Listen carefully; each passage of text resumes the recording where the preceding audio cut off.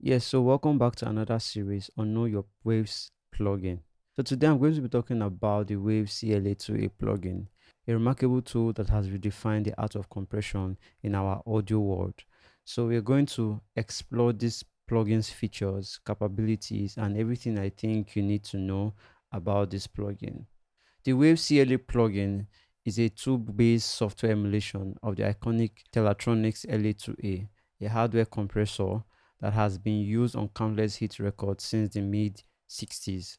So Waves decided to collaborate with Chris Lord-Alge to bring the spirit of the Telatronix LA2A into the digital realm that is now widely used by most persons in the audio world.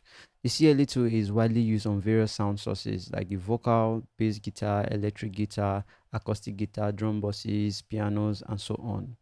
Just so you know, the CLA has a fast attack time around 10 milliseconds and a two-stage release time, a medium fast initial release around 60 milliseconds, and very slow tail release. So just for visualization sake, this means that the first 50% of the release time happens faster than the last 50%. I hope that makes sense. So let's go directly into my door as we see the CLA2A ourselves. So the first thing you want to notice is that the CLA2 is a very simple and direct compressor plugin. It is, I don't think there's anything that can be as simple as this for anybody. So the first thing you notice is the VU meter. The VU meter basically shows you the input, output, and gain reduction level of any audio coming into this unit. So let's take, for example, this audio. Are you wanting my song? So by default, the VU meter is switched to GR, which means gain reduction. So if you want to see the input level of this audio coming into this plugin, all you need to do is click on the inputs to see the amount of signal coming into this plugin. Are you wanting my song? You can never let me. Are you want? Now this is the output signal. Are you wanting my song? You can never let me. So they sound similar. They look similar rather. So they look similar, and this is what it looks like when you have gain reduction activated, like when there's gain reduction. Are you wanting? And the gain reduction happens when the compressor is active. Are you wanting my song? You can never let me. Are you wanting my song? So it tries to tell us how much dB of reduction is happening in this plugin.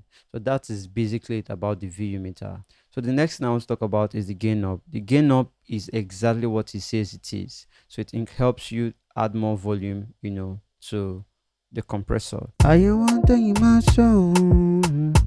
You can never let me. Are you wanting my song? Are you wanting my song? You can never let me. So the gain knob, as you can see here, has nothing to do with the input signal coming into this plugin. So what it does, it sends more volume to the output signal, not the input signal. The peak reduction affects the input signal, not the output signal. How do I know this? So I know this by seeing what is happening in the input signal. Are you wanting my song? When I increase the gain, you can never let me. Notice the input signal is not adding up. Are you wanting my song?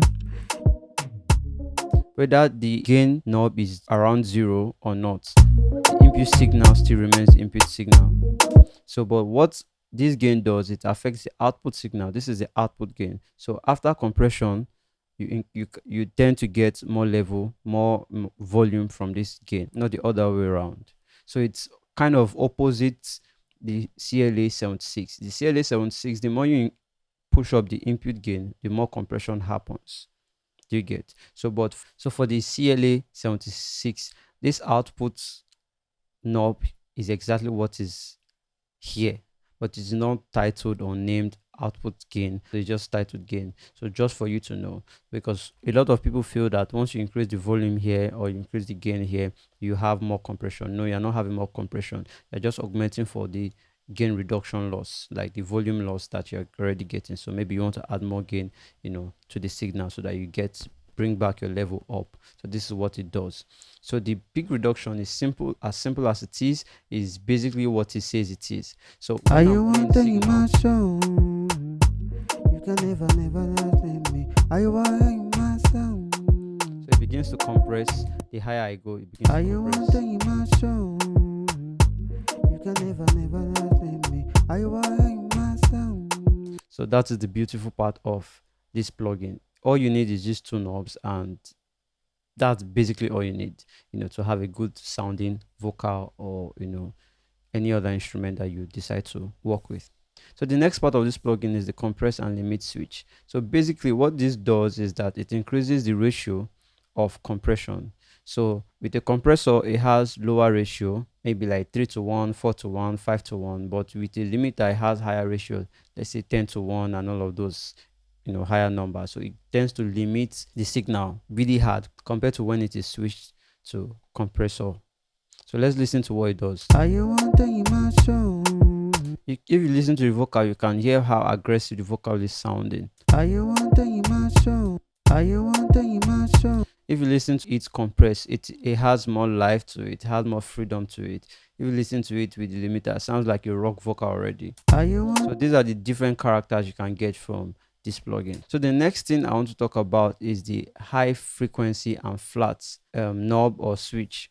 So by default, this guy comes with high frequency switch and flat switch. So once it's 100% flat, it basically means that this plugin is compressing all the frequencies evenly. When it is set to 100% high freq, which means high frequency, it means it's compressing signals from around 1K upward, more like the high frequencies. So that's what the compressor is compressing. So most times I like to leave it in the middle so it compresses both words. So let's listen to what it does. Are you wanting my song? Are you wanting my song? If you listen to what it's doing here, it's compressing all the frequency bands, and it sounds silky, and it sounds together, like it compresses everything. So when it's down here, Are you wanting my song? it frees up a bit, it has more air to it, so it is compressing more of the high frequencies, like the 1K upward, compared to when you have it 100% flat. Are you wanting my song? So I prefer to have it around 50%, where I can have all of this compressed and I can have some of this compressed, so more like a wet knob mixture of both ends. So that is basically it about this plugin. So the last part of this plugin I'd love to talk about is the analog buttons here. The 50 Hz, 60 Hz, and the switch off button, you can turn them on. So the CLA-2A 60 and 50 Hz button actually emulates the noise floor of the original LA-2A hardware. So this is suitable for engineers who are already used to the sound of the hardware. Personally, I actually love leaving it off because sometimes it introduces this noise that I might not just like, or most times I don't like the noise. So I think I love it the way it is. So before I wrap up, I want to take you guys through, the presets that comes with this plugin. So when you click on load, you can see all the presets that has been, done by Chris Lord-Alge himself. So you see strings, bass, hard drum group, electric, and all of those things. So this is a great way to start, understanding what the compressor does to the vocal or to that instrument you're trying to compress. And you can also save your presets if you want to.